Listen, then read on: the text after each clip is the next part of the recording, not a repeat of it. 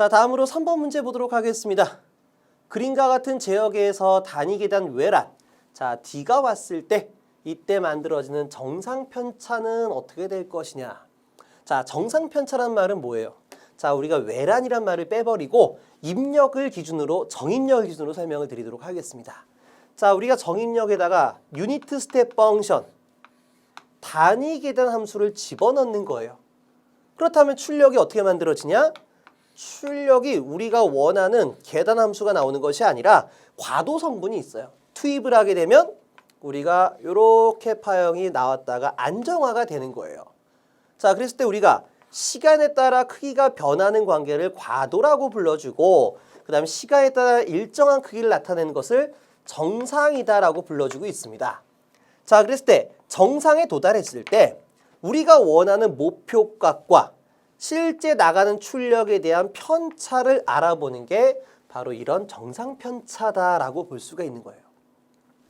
해서 정상편차 종류에는 세 가지가 있겠죠. 물론 입력함수를 이런 계단함수를 줬냐 아니면 t함수와 같은 정속도 입력함수를 줬냐 또는 t자승과 같은 가속도 함수를 줬냐에 따라서 정상편차값이 세 가지로 구분됩니다. 자, 그럼 표를 한번 그려보도록 할게요.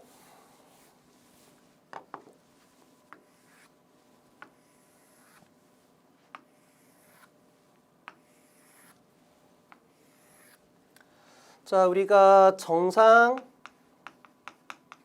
위치 편차가 있어요. 그리고 정상 속도 편차가 있어요.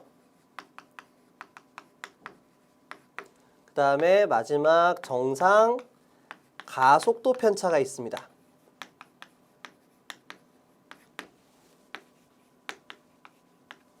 자, 그렇다면 우리가 이때 들어가는 입력 함수가 어떤 것이냐? 자, 입력 함수가 단위 계단 함수 UT를 주었었을 때는 우리가 정상 위치 편차라고 불러주고 있고요. 자, 이와 같은 기울기 함수 또는 우리가 램프 함수라고 불러주고 있죠. 그래서 이런 램프 함수를 줬었을 때를 속도 함수라고 불러주고 이렇게 2차 함수와 같은 포물선에 대한 함수를 주게 되면 가속도 함수다 이렇게 불러줍니다. 물론 앞에 연산의 편의성을 위해서 2분의 1을 곱해주게끔 되어 있습니다. 자, 이랬을 때 우리가 정상 편차값은 얼마냐? 최종값의 정리를 사용하죠. 해서 ESP 같은 경우에는 1 플러스 KP분의 1이 만들어지고요. 그 다음에 ESV, 발로시티죠? 정상 속도 편차는 KV분의 1이 만들어지고요. 그리고 ESA, 엑셀레이터죠? 예, 가속도 편차 상수는 가속도 편차는 KA분의 1이다라고 나타낼 수가 있습니다. 자, 그렇다면 이때 만들어지게는 편차 상수값은 얼마냐?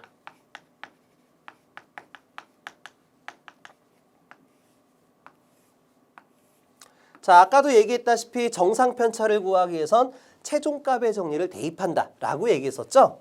해서 KP 값은 리미트 S를 0으로 보냈을 때 S0승 G5. 자, G는 앞에서 얘기했던 게루프 전달 함수가 됩니다. 자, 그리고 KV 값은 리미트 S가 0으로 갔을 때 S1승 G가 되겠고요. KA는 리미트 S가 0으로 갔을 때 S2승 G가 되겠습니다.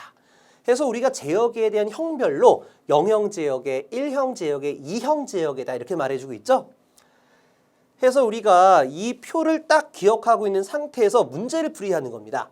자, 정상편차 얼마냐? 하면은 표를 기억해라.